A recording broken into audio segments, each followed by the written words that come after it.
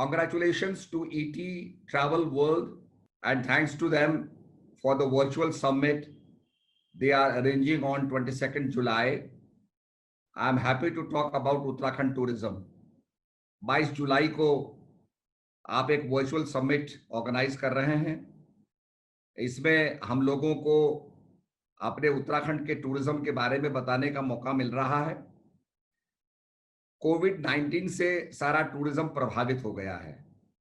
हमारे देश का ही नहीं, दुनिया का भी हो गया है। सब लोग बड़ी चिंता में हैं और केंद्र सरकार के जो नियम हैं, कोविड-19 की जो आदेश हैं, उनका पालन करने में क्वारंटीन और ये जो कोविड के टेस्ट हैं, ये बहुत आवश्यक करने होंगे, ऐसा प्रतीत हो रहा है।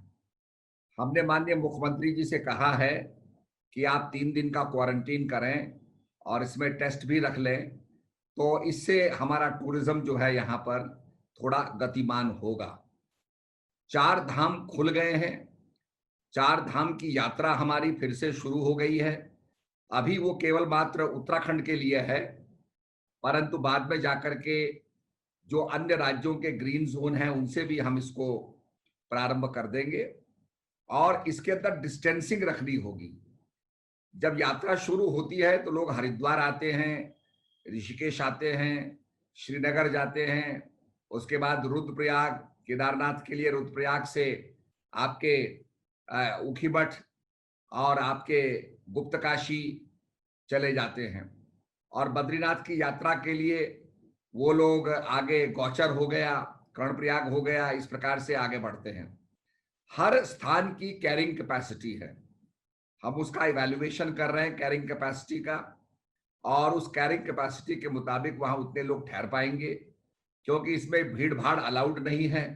मास्क लगाना, सोशल डिस्टेंसिंग करना और सैनिटाइजेशन करना ये बड़ा आवश्यक है। हमारे धाम के जो बृहद बड़े बड़े हमारे मैप्स बन रहे हैं, जिसके अंदर हम टूरिज्म को बढ़ावा देने के लिए हमने 4 धाम देवस्थानम बोर्ड बनाया है, उसके अंदर भी हमने ध्यान रखा है कि सोशल डिस्टेंसिंग बड़ी इंपॉर्टेंट है और हम भीड़ को वहां नहीं होने देंगे और इसके लिए हम पूरी यात्रा को रेगुलेट करेंगे। एक एक व्यक्ति जाएगा, एक एक व्यक्ति दर्शन करके आएगा और मैं समझता हूं दुनिया में ये मॉडल लागू होगा, इस प्रकार का सिस्टम लागू होगा। हमने जो कथावाचक हैं उनके लिए भी हम फैसिलिटी बना रहे हैं कि वह बद्री धाम में कथा कर सकते हैं और उनके जो श्रोतागण हैं जो कथा सुनना चाहते हैं वो अपने अपने टेलीविजन के जरिए अपने अपने स्थानों पर बैठ करके कथा सुन सकते हैं। भीड़ भाड़ जो है, जो हमारे कोविड-19 के नियमावली का उल्लंघन करे, तो ऐसा संभव नहीं हो पाएगा। इसके बाद जो हमारी टूरिज्म के अंदर क्योंकि हमारा मौसम बहुत अच्छा है, हवा बड़ी स्वच्छ है, पानी बहुत स्वच्छ है, तो इम्यूनिटी बढ़ाने के लिए लोग आएंगे। हम ऐसा चाहते हैं कि भोजन भी हम ऐसा प्रदान करें जो इम्यूनिटी बढ़ाने वाला हो। हमारे उत्तराखंड में कई व्यंजन ऐसे हैं जो जड़ी बूटियों से बनते हैं और जिनका बहुत ज़्यादा फायदा होता है। तो हम इस कुजीन की तरफ भी जा रहे हैं, इम्यूनिटी कुजीन की तरफ जा रहे हैं, जिसमें हम जड़ी बूटियों को लेकर के कुछ ऐसे पकवान बनाएंगे, कुछ ऐसे व्यंजन बनाएंगे जो खाने वाले की इम्यूनिटी को बूस्ट करेंगे, बढ़ाएंगे। ऐसे ही हमारे ऋषि लोग भी करते थे। ऋषि लोगों की इतनी इम्यूनिटी इसलिए होती थी कि जड़ी बूटियों का सेवन करते थे और आयुर्वेद के अंदर आपने देखा होगा कि बहुत से जो आयुर्वेद के लोग हैं वो जड़ी बूटियों के जरिए, काढ़ा के जरिए जो है इम्यूनिटी बूस्ट की बात कर रहे हैं। कोविड-19 के अंदर एक चीज देखी गई कि डॉक्टरों ने कहा क्योंकि इसकी कोई वैक्सीन नहीं है तो हम कोई दवाई नहीं दे सकते हैं, पर आप काढ़ा पीजिए, आप दुशांदा लीजिए, आप इसके अंदर अश्वगंधा लीजिए और जो आयुर्वेदिक जड़ी बूटियां हैं वो लीजिए। तो ये बड़ा सुनहरा अवसर है आयुर्वेद के लिए कि हम एक आयुर्वेदिक कुजीन को लेकर के और हम लोग आगे इसको बढ़ाएं और इसमें गढ़वाली और कुमाऊनी भोजन को भी आगे बढ़ाते हुए हम हिमालयन जो एक कुजीन होगा उसको डेवलप करें, हिमालयन इम्यूनिटी कुजीन को हम एक डेवलप करें। इसके साथ साथ मैं ये भी कहना चाहूंगा कि हम लोग एक मेडिकल टूरिज्म को बढ़ाने के लिए हम लोग एक बहुत बड़ा सेमिनार कर रहे हैं, क्योंकि देखने में ये आया कि भाई यहाँ का जो जलवायु बड़ा स्वच्छ है, जो योग करने के लिए लोग आते हैं ऋषिकेश के अंदर, जो पूरा वातावरण, पूरा क्लाइमेट ऋषिकेश का ऐसा है जो योगमय है। तो इसका लाभ लेने के लिए हमने योग को लेते हुए, आयुर्वेद को लेते हुए, टिबेटन सिस्टम ऑफ मेडिसिन को लेते हुए, और हमारा जो एम्स है जिसमें आधुनिक हमारी एलोपैथिक टेक्नोलॉजी है और एलोपैथिक मेडिसिन हैं, इन सबको लेते हुए मेडिकल टूरिज्म पे हम एक सेमिनार कर रहे हैं। जिस सेमिनार में हमारे एम्स के डॉक्टर होंगे, जिस सेमिनार में हमारे उत्तराखंड के वैद्य लोग होंगे, इसमें टिबेटन वैद्य भी होंगे। तो इनका मिला करके हम ये चाहते हैं कि एक मेडिकल टूरिज्म हो जिसका फायदा मिलेगा, और इसमें होलिस्टिक हीलिंग होगी। तो ये एक बहुत बड़ी चीज है कि योग के जरिए आप जो कलर वाटर्स का जो होता है, रेडियोनिक्स जो होता है, अनेक विधाएं इसमें ऐसी हैं जो आदमी को क्योर करती हैं। ये सारी चीजें आप लेकर के, मैं समझता हूं, लोगों की चिकित्सा कर सकते हैं। आपने चवन ऋषि के बारे में सुना होगा। चवन ऋषि बहुत वृद्ध थे, उनकी पत्नी ने उनको पसंद किया, विवाह हो गया, और चवन ऋषि को फिर शरद कुमारों ने ऐसा आशीर्वाद दिया और अनेक जड़ी बूटियों से ऐसा पदार्थ दिया कि वो फिर युवावस्था को प्राप्त हो गए। आज भी हमारे उत्तराखंड में आपने यासर गोम्पा सुना होगा, जिसको संजीवनी कहा जाता है, कीड़ा जड़ी कहा जाता है। ऐसी क्षमता रखती हैं कि आदमी अपना कायाकल्प कर सकता है। सीबक थॉर्न हो गया, इस प्रकार की कई जड़ी बूटियां हैं, मैं समझता हूँ पॉलीहर्ब्स हैं और मशरूम्स हैं, जो काफी कुछ इम्यूनिटी बढ़ाने में सहयोगी हो सकती हैं, और उसका परिचय हमें दुनिया को कराना है। तो ये मेडिकल टूरिज्म के सम्मेलन से हमें बहुत संभावना हमारे सामने आएगी, और इस टूरिज्म को हम बड़े पैमाने पे कर सकते हैं। और यहाँ पर जो हम ऑपरेशंस का हुआ और चीज़ों का हुआ, ट्रीटमेंट का हुआ, क्योंकि अच्छा वातावरण होने से लोगों के अंदर बड़ी शांति रहती है, रैपट करने का एक बहुत अच्छा उनका एक पोटेंशियल होता है। तो मैं समझता हूँ काफ़ी लोग यहाँ चिकित्सा प्राप्त कर सकेंगे और लाभ प्राप्त कर सकेंगे। वैसे भी ये ऐसा स्थान है जहाँ लोग चाहते हैं कि हम स्नान करने आएँ, डुबकी लगाने आएँ, अपने पापों का प्रायश्चित करने आएँ। हम मेडिकल टूरिज्म से यहाँ पर मेडिकल ज्ञान की और आयुर्वेद की ऐसी गंगा बहा देंगे कि लोग उसमें स्नान करके पापों का प्रायश्चित तो करेंगे ही, उसके साथ-साथ अपनी बीमारियों से भी जो है निजात पाएँगे। तो ये एक बहुत बड़ी चीज़ हमारे सामने है, और टूरिज्म को बढ़ाने के लिए हमने मुख्यमंत्री जी से आग्रह किया है कि थोड़ा आप क्वारंटीन को कम करें। 7 दिन का क्वारंटीन है, जो हमारे लिए इस समय फलदायी नहीं होगा, पर 7 दिन से 3 दिन का हो जाएगा। और इसमें एक फास्ट टेक्निक से टेस्टिंग अगर हो जाएगी, या इसके अंदर जो इम्यूनिटी को देखा जाता है, तो ये सब चीज़ों को लेकर के मैं समझता हूँ कि अगर ये टेस्टिंग हम जल्दी करेंगे तो काफ़ी कुछ पर्यटक यहाँ की तरफ मुड़ेंगे, और पहले भी वो आते रहे हैं।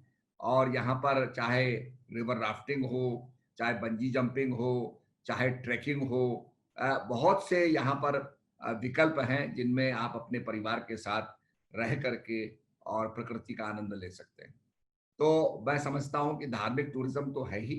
धार्मिक टूरिज्म के अंदर हमने एक शिव सर्किट हम बना रहे हैं, जहाँ पर भगवान शंकर के सभी स्थानों का, जहाँ जहाँ भगवान रहे, जहाँ भगवान प्रकट हुए, उनका विवरण होगा और उनका एक सर्किट होगा। इसी प्रकार से एक भगवती का सर्किट होगा कि जहाँ जहाँ पराम्बा माता भगवती प्रकट हुई, महिषासुर का वध किया, राक्षसों का वध किया, उन देव स्थानों को लेकर के एक सर्किट बनाएंगे। और एक भगवान विष्णु का सर्किट होगा, वैष्णव सर्किट, जहाँ जहाँ भगवान विष्णु के, राम के और अनेक महापुरुषों के जो विष्णु के अवतारों से जुड़े हुए हैं, उनको लेकर के हम लोग निश्चित रूप में एक विष्णु का सर्किट बनाएंगे। हमारे उत्तराखंड में नवग्रह का भी बहुत बड़ा पोटेंशियल है।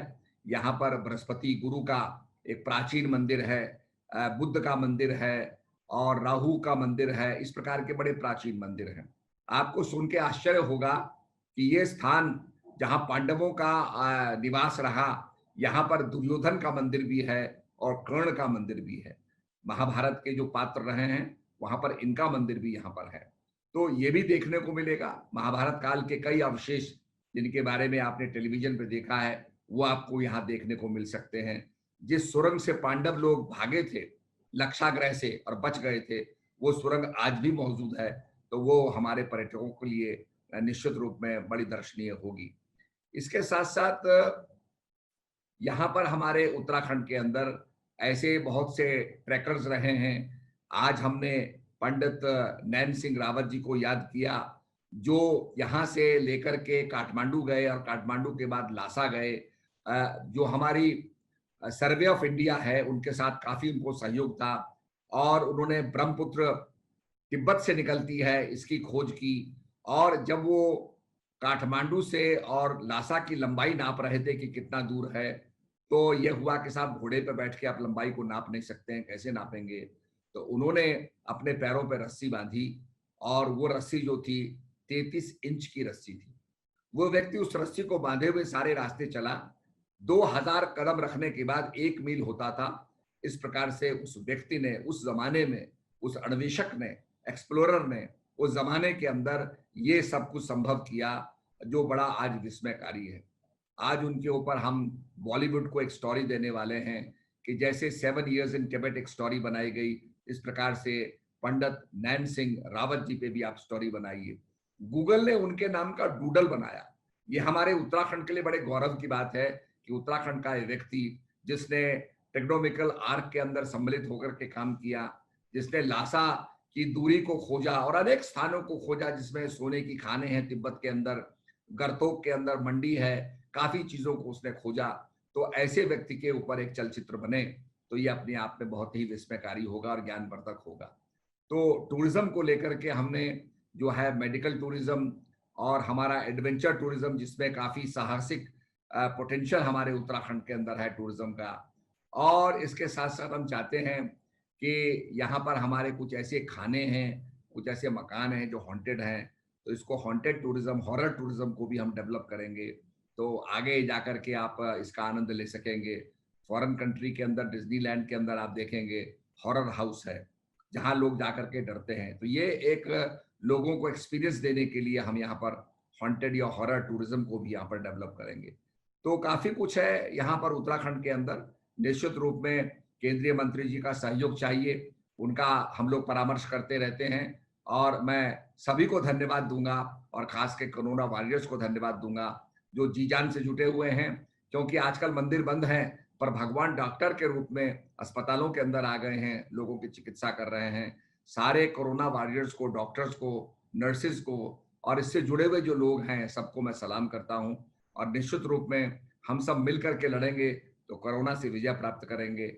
और हमें डिस्टेंसिंग का ख्याल रखना है, इसलिए हम हमारी जो जो पैकेजेस होंगी, हमारी जो यात्राएं होंगी, वो एक कैपेसिटी के आधार पर होंगी।